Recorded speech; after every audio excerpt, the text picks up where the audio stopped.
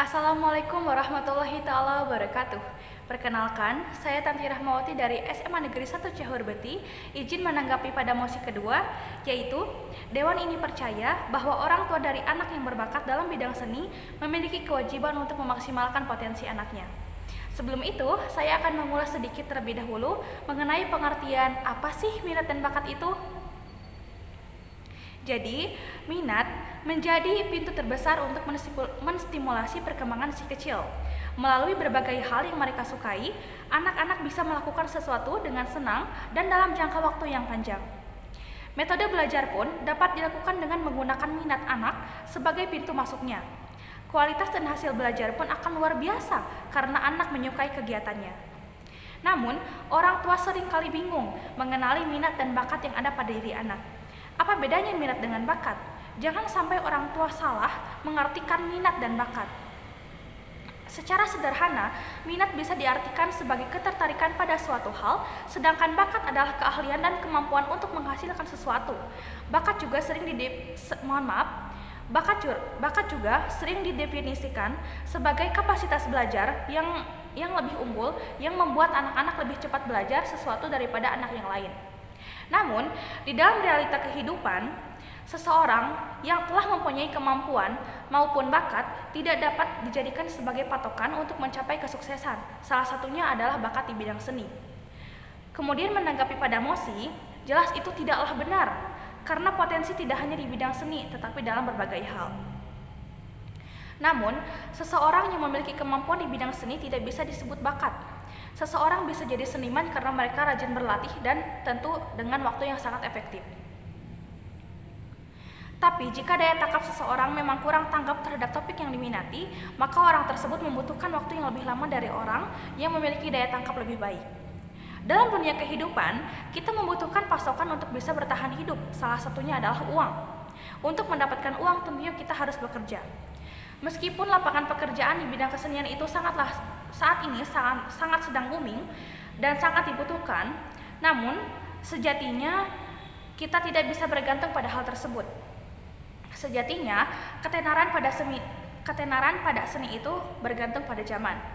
Dapat dilihat dari salah satu contoh penyanyi, yaitu Anet, yang menyanyikan lagu mungkin hari ini, esok atau nanti. Pada saat itu lagu Anet sangat booming dan diminati oleh para remaja maupun orang dewasa.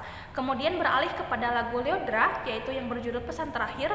Kemudian lagu Zipa yang berjudul Aku Untuk Kamu. Kemudian Mahalini, Sisa Rasa. Kemudian Tiara yang menyanyikan lagu yang berjudul Merasa Indah. Lalu lagu-lagu mereka itu semua seakan-akan terlupakan dengan adanya lagu Keisha yang berjudul Tak Ingin Usai. Hal itu merupakan contoh bahwa seni itu mengikuti zaman.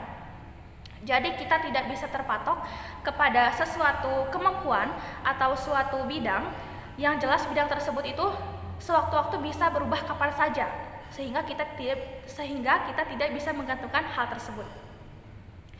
Berpijak dari hal itu semua, maka orang tua tidak memiliki kewajiban untuk menjamin kehidupan keuangan anaknya.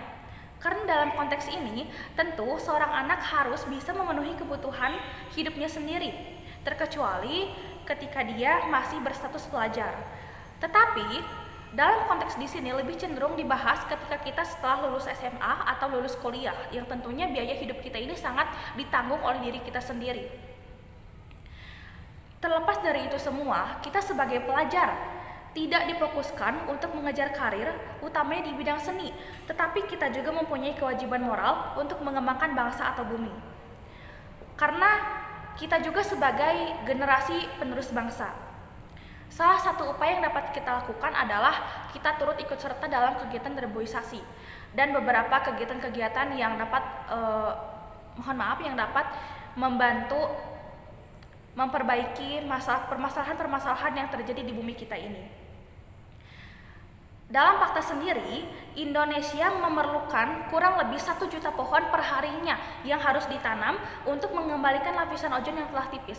Hal itu sudah membuktikan bahwa kita itu hidup tidak hanya difokuskan untuk diri sendiri. Kita hidup di dalam ruang lingkup yang memang ruang lingkup tersebut itu harus kita perbaiki dan harus selalu kita pelihara agar selalu berfungsi dengan baik. Dan untuk memelihara hal tersebut tentunya kita harus melakukan sesuatu hal yang positif yang dapat menjaga hal tersebut.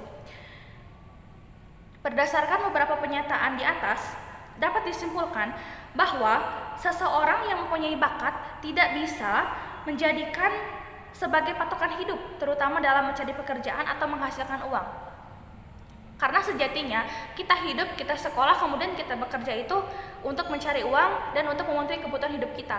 Ketika kita bekerja atau kita memiliki potensi di suatu bidang yang memang lapangan pekerjaannya itu sedikit, tentu saja itu sangat menghambat dan sangat bisa dibilang kurang berguna, ya ujung-ujung kita akan menjadi pengangguran. Mungkin itu saja yang dapat, mohon maaf.